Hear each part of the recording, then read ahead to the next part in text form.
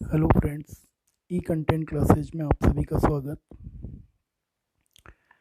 ये जो टॉपिक है मौर्य साम्राज्य के पतन के कारण, बीए भाग प्रथम वर्ष के विद्यार्थियों के लिए अत्यंत महत्वपूर्ण टॉपिक जिस पर हम चर्चा करने जा रहे हैं।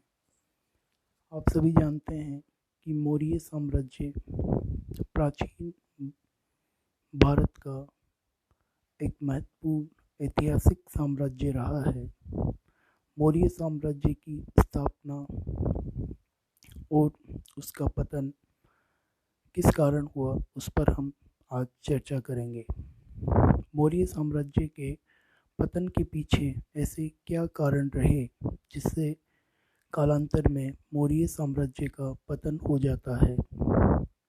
भारत के राजनीतिक क्षितिज में जितनी तीव्र गति से मौर्य साम्राज्य का उदय और संगठन हुआ, अपेक्षाकृत उससे भी अधिक तीव्र गति से मौर्य साम्राज्य का पतन हो गया।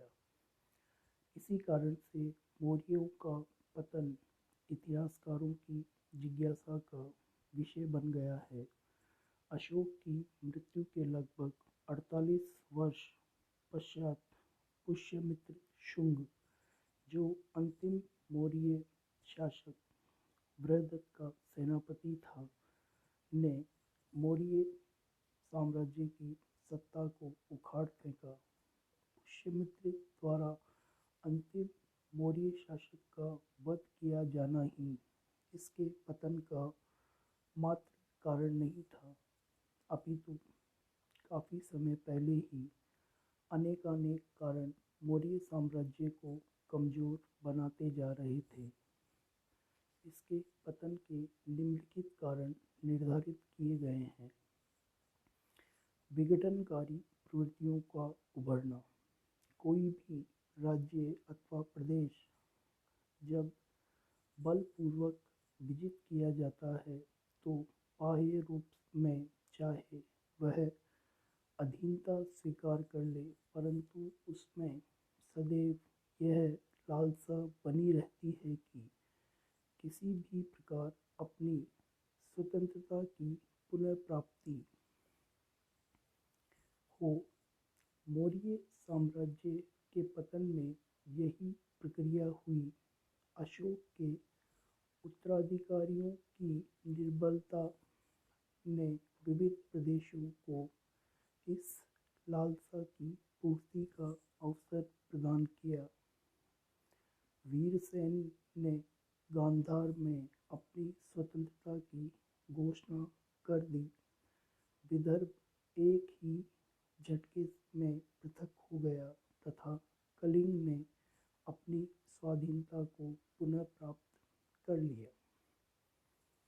राजतंत्रात्मक प्रणाली के दोष। राजा का व्यक्तित्व, पराक्रम और योग्यता आदि ही किसी राज्यतंत्र को स्थिरता प्रदान करते हैं। जब ऐसे व्यक्तित्व का अभाव हो जाता है तो राजतंत्र लड़खड़ाने लगता है। चंद्रगुप्त तथा अशोक जैसे महान व्यक्तियों के कारण ही मौर्य साम्राज्य को स्थिरता तथा विस्तृतता प्राप्त हुई थी, किंतु इनके बाद योग्य एवं प्रतिभाशाली शासकों का अभाव रहा, जिसके कारण मौर्य साम्राज्य पतन की ओर अग्रसर होने लगा। अर्ध स्वतंत्र राज्यों का स्वतंत्र होना। पृथक गणतंत्र राज्यों की अर्ध स्वतंत्र सत्ता मौर्य साम्राज्य की बहुत भारी दुर्बलता थी। यद्यपि कौटिल्य की नीति के अनुसार राज्यों की सत्ता का पूर्ण हनन होना चाहिए था, परंतु तत्कालीन व्यवहारिक राजनीति में संभवतः ऐसा होना दुष्कर था। यह मौर्य साम्राज्य की एक अनिवार्य निर्बलता प्रमाणित हुई। चंद्रगुप्त की विस्तारवादी नीति, कौटिल्य की कूटनीति तथा अशोक की धम्म विजय नीति के बावजूद केंद्रीय सत्ता के निर्बल होते ही यवन, कंबोज, भोज, आठवें आदि राज्य स्वतंत्र हो गए। इस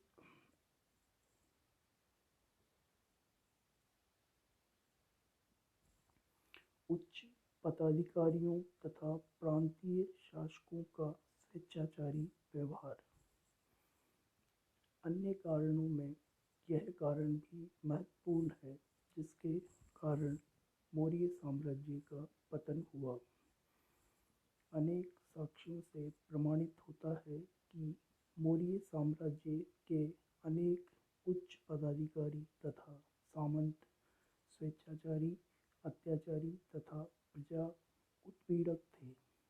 दिव्यावदान से पता चलता है कि बिंदुसार के शासनकाल में ही इनके व्यवहार से क्षुब्ध जनता ने 2 बार विद्रोह किया था। अशोक के कलिंग के अभिलेख में इस बात का अप्रत्यक्ष प्रमाण मिलता है कि प्रांतीय पदाधिकारी अकारण प्रजा को बंदी बना लेते थे एवं उनका अपमान किया करते थे। जब बिंदुसार और अशोक जैसे महान शासकों के समय उनका ऐसा व्यवहार था, तो परवर्ती मौर्य शासकों के समय इन उच्चाधिकारियों का व्यवहार निश्चय ही अत्याचारी हो गया होगा। मौर्य साम्राज्य के प्रांतीय अधिकारी प्रजावत्सल नहीं थे तथा यदाकदा शक्तिशाली सम्राट के आदेशों की भी अवहेलना कर दिया करते थे। इस व्यवहार के कारण प्रजा के हृदय में मौर्य साम्राज्य के प्रति घृणा उत्पन्न हो गई तथा प्रजा का विश्वास उठ जाने के कारण मौर्य साम्राज्य का पतन हो गया। अन्य कारणों में अयोग्य उत्तराधिकारियों का होना भी प्रमुख है। मौर्य साम्राज्य के पतन के कारणों में दुर्बल और निष्क्रिय उत्तराधिकारियों का भी उत्तरदायित्व था। यह निर्विवाद है कि वंशानुगत शासन तथा तभी तक बनी रह सकती है। वंशानुगत शासन की जो प्रथा तभी तक बनी रह सकती है जब तक योग्य तथा सशक्त शासकों की श्रृंखला बनी रहे। चंद्रगुप्त तथा अशोक पराक्रमी शासक थे और वे साम्राज्य की वृद्धि और एकता स्थापित करने में सफल रहे, परंतु अशोक के उत्तराधिकारी अयोग्य, निर्बल एवं अदूरदर्शी थे। उनमें कर्मठता तथा कूटनीति का अभाव था। दुर्बल शासक विघटन को रोकने में असमर्थ थे। मौर्य साम्राज्य उत्तराधिकारियों में विभाजित हुआ और इससे विघटन की प्रक्रिया और भी तेज हो गई। पतन के अन्य कारणों में राजनीतिक षड्यंत्र तथा गुटबंदी का कारण भी प्रमुख है। मौर्य राजदरबार में अनेक षड्यंत्रों तथा गुटबंदियों का उल्लेख मिलता है। परिशिष्ट पर्वन के अनुसार बिंदुसार के अमात्य सुबंधु ने षड्यंत्र के द्वारा चाणक्य को अपदस्थ करवा दिया था, अर्थात पद से हटा दिया था। अशोक के उत्तराधिकार के प्रश्न पर मंत्रियों के 2 गुट थे। षड्यंत्र तथा गुटबंदी के परिणाम स्वरूप पुष्यमित्र ने सारी सेना के समक्ष बृहदत्त का वध कर दिया, किसी ने चूक भी नहीं की। मौर्य साम्राज्य के पतन के अन्य कारणों में करों की अधिकता का कारण भी प्रमुख था। मौर्य साम्राज्य के शासन संबंधी नियमों का प्रमुख निर्माता कौटिल्य था। उसके ग्रंथ अर्थशास्त्र में जनता पर अधिकाधिक कर लगाने की प्रस्तावना की गई है। प्रतीत होता है कि मौर्य सम्राटों ने प्रजा पर बहुत से कर लगा रखे थे, यहाँ तक कि वेश्यावृत्ति, धूर्त कीड़ा पर भी कर देना होता था। महाभाष्य से पता चलता है कि राज्य की ओर से बड़ी बड़ी मूर्तियाँ बनवाकर ऊंचे दामों में बेची जाती थी। प्रतीत होता है कि करों की अधिकता का भार मध्यम वर्ग के लिए असहनीय हो रहा था। हो सकता है कि इस कारण भी प्रजा के असंतोष में वृद्धि हुई हो। राजकोष की रिक्तता, यह भी मौर्य साम्राज्य के पतन का एक प्रमुख कारण है। दिव्यावदान से पता चलता है कि अशोक बौद्ध संघों को अत्यधिक धन देता था। एक अनुश्रुति के अनुसार धन की कमी के कारण एक बार अशोक को राज्य छोड़ना पड़ा था। अशोकावदान के अनुसार अशोक जब कुक्कुटाराम विहार को दान देना चाहता था तो धन के अभाव के कारण अमात्यों ने उसे दान देने से रोक दिया था। जब अशोक के समय राजकोष की यह दशा थी तो उसके बाद तो निश्चय ही अर्थ का अभाव हो गया। राजाओं की शक्ति पर कोष पर आश्रित होती है। इस सिद्धांतानुसार कोष की रिक्तता ने भी मौर्य साम्राज्य का पतन का मार्ग प्रशस्त किया। अहिंसा नीति के कारण सैनिक शक्ति का ह्रास, मौर्य साम्राज्य के पतन के सैन्य कारणों में यह कारण प्रमुख था। श्री नगेंद्रनाथ घोष के अनुसार युद्ध से विमुख होने के कारण मौर्यों की सामरिक शक्ति क्षीण होने लगी। कलिंग के युद्ध के पश्चात अशोक ने रणचंडी का आह्वान करना त्याग दिया। कम से कम इससे सेना में स्फूर्ति तथा क्रियाशीलता तो बनी रहती थी। अशोक की शांति नीति के अंतर्गत विकास का कोई साधन न पाकर मौर्य सेना ने अपनी सामरिक प्रवृत्ति की क्षमता खो दी थी। अतः आंतरिक विद्रोह तथा बाह्य आक्रमण हुए। मौर्य सेनाएं कुछ न कर सकी और विकेंद्रीकरण की प्रक्रिया ने जोर पकड़ा। अन्य पतन के कारणों में विदेशी कारण का भी मौर्य साम्राज्य के पतन में योगदान वाला आधार रहा है।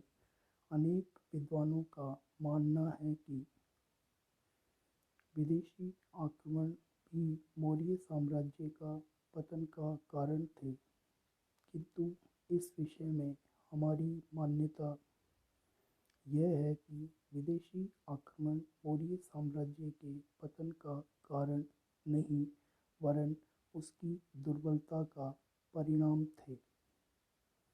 ब्राह्मण प्रतिक्रिया, श्री नागेंद्रनाथ घोष के अनुसार मौर्यों के विरुद्ध एक तीव्र ब्राह्मण प्रतिक्रिया का जन्म हुआ। मौर्यों का शासन भले ही उदार रहा हो, परंतु यज्ञों का विरोध किया गया जो ब्राह्मण धर्म का आवश्यक अंग था। इस प्रतिक्रिया को पुष्यमित्र के नेतृत्व से बड़ा बल मिला। यह वर्ण संघर्ष नहीं था। ब्राह्मण ने सदैव ही शास्त्र द्वारा भारत के उज्ज्वल राजनीतिक भविष्य का निर्माण किया है। क्षत्रिय जब शस्त्र से विमुख हुआ तो ब्राह्मण ने शास्त्र के साथ शस्त्र भी उठाया और अंतिम मौर्य सम्राट की हत्या एकांत में नहीं वरन संपूर्ण सेना के सामने की। इन मतों के आधार पर स्पष्ट हो जाता है कि ब्राह्मण वर्ग मौर्य शासकों से संतुष्ट नहीं था। अशोक की नीति का उत्तरदायित्व। अन्य कारण में अशोक की जो नीति रही उसका मौर्य साम्राज्य के पतन में क्या योगदान रहा। एक और कुछ इतिहासकार अशोक की नीतियों को मौर्य साम्राज्य के पतन का प्रमुख कारण मानते हैं तो दूसरी ओर अनेक इतिहासकार उसकी नीतियों को स्थायी रूप से प्रभावशाली मानते हुए उसे मौर्य साम्राज्य के पतन की प्रक्रिया के उत्तरदायी होने से मुक्त मानते हैं। डॉक्टर हरप्रसाद शास्त्री का विचार है कि अशोक ने ब्राह्मणों के यज्ञादि पशुबलि एवं अन्य कर्मकांडों पर रोक लगाकर इस वर्ग को अपमानित किया, उसके पद पर कुठाराघात किया। ब्रह्मगिरि के लघु शिलालेख में अशोक ने कहा है कि उसने भूदेवों को मिथ्या प्रमाणित कर दिया। पंडित शास्त्री के अनुसार धम्म महामात्यों ने भी ब्राह्मणों की प्रतिष्ठा को समाप्त करने का प्रयास किया। पांचवें स्तंभ लेख का उद्धरण भी यही उल्लेखित है कि न्याय प्रशासन में दंड व्यवहार समता स्थापित करके अशोक ने दंड तथा व्यवहार में ब्राह्मणों के परंपरागत विशेषाधिकारों को समाप्त कर दिया। इन सभी कारणों से ब्राह्मण प्रतिक्रिया हुई और अंतिम मौर्य नरेश का ब्राह्मण पुष्यमित्र ने खुलेआम वध कर दिया। यह तो सर्वविदित तथा प्रमाणित सत्य है कि अशोक अहिंसा, प्रेम, मानवता, सहिष्णुता का परम उपासक था। उसने सैन्य शास्त्र की अपेक्षा धर्म शास्त्र को प्रमुख माना तथा अति उदार शब्दों में युद्ध न करने की घोषणा की। किंतु यह सत्य तथा वस्तुस्थिति का एक पक्ष है। जब कोई भी प्रदेश ऐसा न बचा हो जिसकी विजय प्राप्ति के लिए शस्त्र उठाया जाए तो फिर एक सैनिक क्या करता है? निश्चय ही वह शिविर में रहता है और अपने शस्त्र को विश्राम देता है। अशोक द्वारा कलिंग विजय के पश्चात कौन सा ऐसा प्रदेश शेष बचा था जिसके विरुद्ध वह शस्त्र धारण करता? ऐसी दशा में शांति की घोषणा करना कोई अद्भुत बात नहीं थी। यह तो राजनीतिक तथा कूटनीतिक चाल थी। अतः अशोक की नीति ने सैन्य संगठन को दुर्बल नहीं बनाया, अपितु उसने मानवतावादी तथा प्रबुद्ध सिद्धांतों के आधार पर सैन्य गठन किया। केवल अशोक ही नहीं अपितु आधुनिक भारत भी इस बात का प्रमाण है कि अहिंसा तथा विश्व प्रेम के लिए सैनिक शक्ति की उपेक्षा नहीं की जाती। शांति एवं विश्व प्रेम के अग्रदूत आधुनिक भारत ने कितनी ही बार विदेशी शस्त्रों से सुसज्जित पाकिस्तान को युद्ध में धराशायी किया है। अतः कोई भी सरकार या शासक या राजा अपनी स्थिति को कायम रखने के लिए राजनीतिक सुरक्षा पर पूरा ध्यान रखता है। इसी संदर्भ में हम यह भी कह सकते हैं कि कलिंग विजय होने तक अशोक निरंतर युद्ध करता रहा, नरमेध होता रहा, परंतु वह जरा भी विचलित नहीं हुआ। विजयी मिली तो उसने विजित प्रदेश पर शासन करने के लिए अपने पदाधिकारी नियुक्त किए और तब कहीं उसने पश्चाताप अभिव्यक्त किया। सब कुछ हुआ, परंतु कलिंग की स्वतंत्रता नहीं लौटाई गई।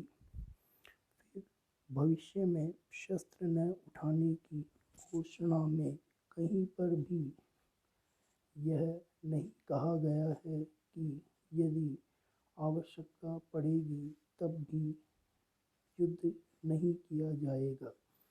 अक्सर यह भी कहा जाता है कि अशोक की शांति प्रिय एवं अहिंसक नीति के कारण सैनिक निष्क्रियता आ गई थी।